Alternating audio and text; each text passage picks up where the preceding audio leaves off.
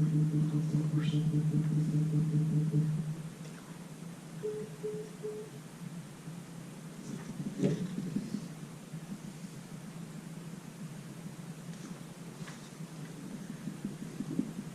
are you doing today, Seth? What brings you in? I'm doing fine. Just having trouble sleeping here lately. It hasn't been as bad since I've been off work, but just sleeping in general has always been something that's been an issue with me, and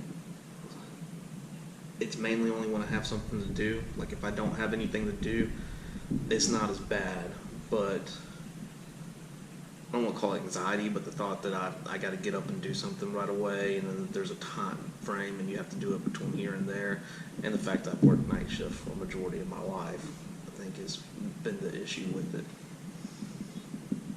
So listen to you, it seems like that you build up a little bit of anxiety thinking about what you have to do the next day. Yeah, exactly. Like especially, picking up the kids, something like that. If there's like a time limit that I know that I have to be up by this time, I seem like I have a harder time sleeping than if I don't have anything planned. Somebody's just going to wake me up when they get home. Are you afraid that the alarm may not go off, or? I don't know. It's just the fact that I know that I have something to do. It's not as bad if I know I got a little bit more time, but like something like having to wake up and go to court, or wake up and go to a therapy appointment or something like that, when I know I'm only going to get like 4 hours of sleep, 3 to 4 hours, then wake up, have to go do something, and come back and try and go to sleep again. It's just the thought. Or if I have to stay up all day and go to sleep before work, same thing. It's just the knowing that I've got something I got to do keeps me awake. So what I think you're saying is that if it's a short time frame, you just soon not go to sleep, or if you have an 8-hour time to sleep, does it still cause that anxiety? I guess it's more what it depends on that I have to do too. So tell me a little bit about if you knew you could have 8 hours, what would give you that anxiety? Well, sometimes it's the coming home and having to go straight to bed because I know that I have something to do, because that gives yourself really no time to unwind, especially after a high stress night or something like that. Immediately saying, okay, I got to get in bed and go to sleep. That way I can be up to do these things. It kind of wears on you after a while, and then it just, the lingering thought of, okay, well, I haven't fallen asleep yet, and I got to get up in a couple of hours, I really need to go to sleep, almost reverses the trying to fall asleep. Yeah, it almost makes you think it's robbing you instead of helping you. Right. What are some of the things you've tried to do before to help with the anxiety or being able to turn off your brain? What kind of things help you? I try and watch boring TV. I listen to podcasts a lot because sometimes just the talking, and it doesn't engage you as much as like a TV does or something like that. But just hearing the soft talking in the background sometimes helps. And then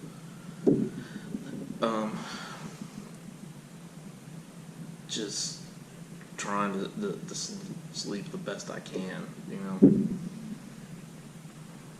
And it doesn't help that it's most of the time during the day either, when it's daylight outside. So I can definitely feel you on that.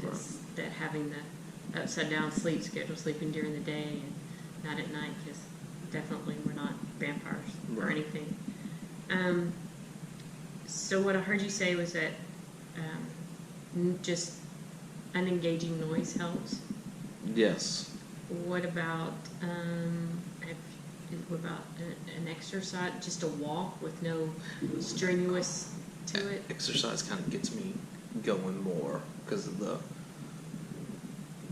blood movement and stuff like that. That kind of has the opposite effect on me. And also, honestly, I prefer to work out right before I go to work. That way it does kind of wake me up. I tried medications. Those really don't work as good for me. I don't feel like I get solid sleep, and even something as easy as like the ZQuil, I mean, it just makes you feel groggy when you wake up, like that almost drunk feeling, and it kind of messes with the rest of your night. And it wouldn't be such a big issue if I, was sitting at a desk or something like that, but having to work and be alert and trying your damnedest not to fall asleep while driving, that becomes a little bit of an issue. Yeah, I get what you're saying about working night shift. I can see how it would cause a different kind of stress than what a normal 9 to 5 would have. Right. I get it. Everybody gets tired at work too. It's not like people don't get the after lunch, tiredness and stuff like that, trying to hold on for those last few hours, but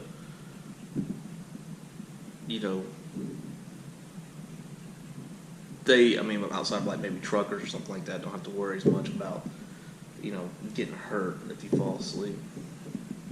I hear you on that one. That one would be a doozy, falling asleep. What other thing does it help you to be involved with the family in the mornings?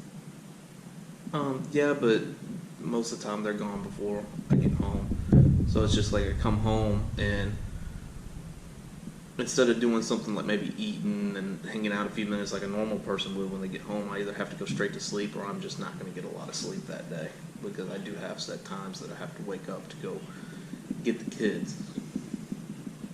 Do you, is there any, does methodical things help you be less anxious, let your brain disengage? I'm not sure what you're. I've heard some people like to mow the grass or just that natural walking and that humming, or some people like to water the grass. That helps relieve the anxiousness before they go to sleep. It kind of is a mindless doing. Is there anything like that might help you? Well, no, I haven't tried that before. Then the only other thing that I will say is it helps.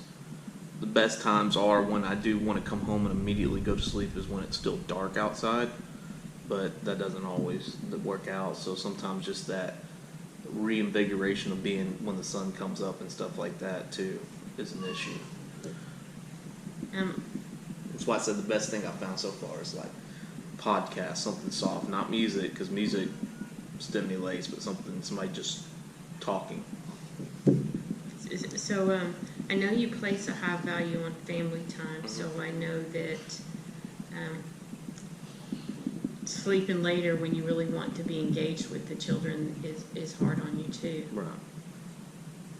So it just seems like it's always a no-win situation. Yeah, I hear you saying that one. What are some ways you think you can disengage? Use me as a sounding board, anything you can that you want to think of or talk about with possibly journaling. I don't know about writing. I kind of want to get back into art. Maybe just that little bit of just drawing while you sit there for a few minutes. Maybe that'll work. But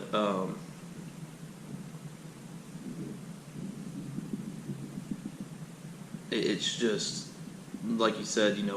Either I'm not going to sleep or have to re-sleep and lose family time, or I have to worry about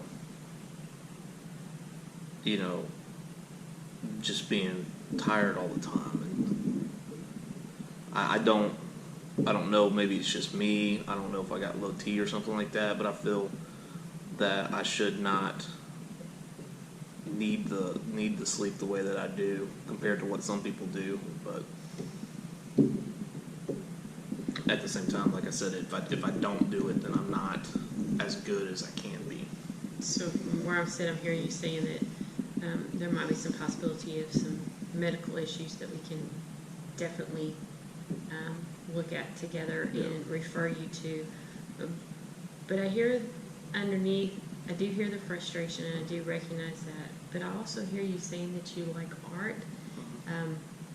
Is this something new? Is this something that helps you de-stress? Kind of. Even like on tests and stuff like that, I tend to doodle. Like when I get caught up, I'll doodle for a second, and it just kind of helps clear, and then maybe re-engage a thought or something like that. But it does just kind of void there for a minute. I can see where it's voided, kind of doodling, especially. Right.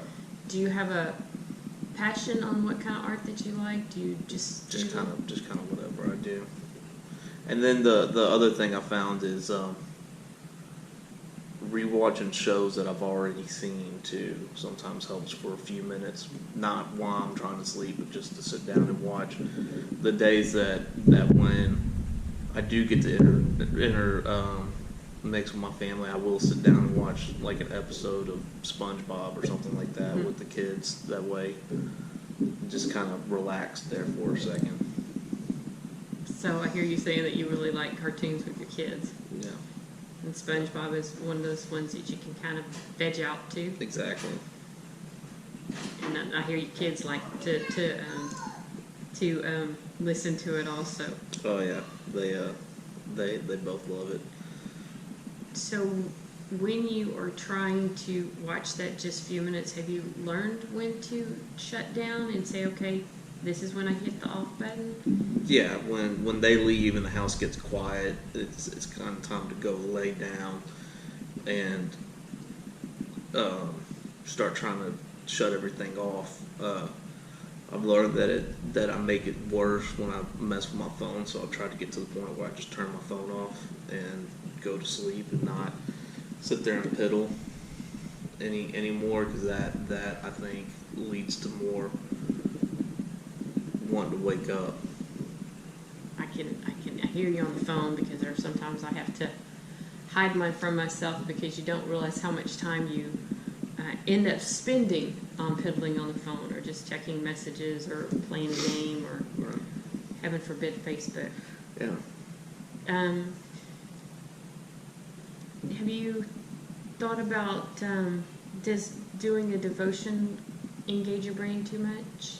Yeah, because then you start hitting some of those deep thoughts, which builds on that anxiety. Mm-hmm. Yeah, I didn't actually think about it that way, but now that you've said it, I do hear that. So it seems like we have a couple of things that we can try. So I think we've talked about possibly intervening medically, and that and doing some meaningless tasks are good, and finding you some art supplies would be good also. Yeah. When you get this frustrated, does it cause the next day? Does it cause a rolling effect into the one day to the another, or do you just the tiredness, and a lot of times, like I said, it's not as much the 8-hour days. It's the days that I know that I'm gonna have to wake up to go to court or something like that. When you only get those 2-3 hours of sleep before you know you're gonna have to wake up and go do something, it's almost hard to shut off, because you know that you're gonna have to be up in a few minutes anyways. Does work with y'all any on that? Do they let you flex any hours or anything? If you have hours to flex and stuff like that, but it all depends on numbers too. So, and we're good about watching each other's backs out there if one of us does need to take a nap or something like that. But then again, it's still just not safe. Well, not in today's society. Yeah. I definitely hear the pressure on that, and that doesn't help with the frustration. That didn't help at all. When you get that frustrated, I know when sleep's eluding you, is there ever a point you get up and get it out, or is there a way that you can relieve that a different way? I mean, just doing things like I said, trying to listen to the podcast and stuff like that, it never really caused me stress once I get up. It's just the illusion of sleep and the knowing that I'm going to be tired the next day. I almost psych myself out somewhat. But if that's taken care of, it's normally good. Okay. Deep breathing. Yeah. Have you tried that? Do you have a program that you can talk your body down with? Yeah, a little bit, especially from having to deal with post-dinner adrenaline dumps and stuff like that, because you got to calm yourself back down. So just what I hear what you can do is start from your head and talk each body part down. That might relieve not only the anxiety, but the stress that comes from the anxiety, and then hopefully drift off in the middle of your body. Okay. Does prayers wake you up more? No, that's actually one of the things I do, honestly, while I'm talking to myself. Instead of talking to myself, I just, talk to God for a second and tell him, hey, I know you have these things that I need to do, and I know you're going to walk me through it, but let me unwind right now so I can get my rest until then. And does that help? It does. I mean, as best as it can. So. Do you ever have some aha moments with him like that? Not really, because I'm trying not to think at that point. Yeah. I guess I meant aha in the fact that, not aha, but Yeah. aha, I can let that go. I Yeah. can let you have it. Yeah, that does help a little bit.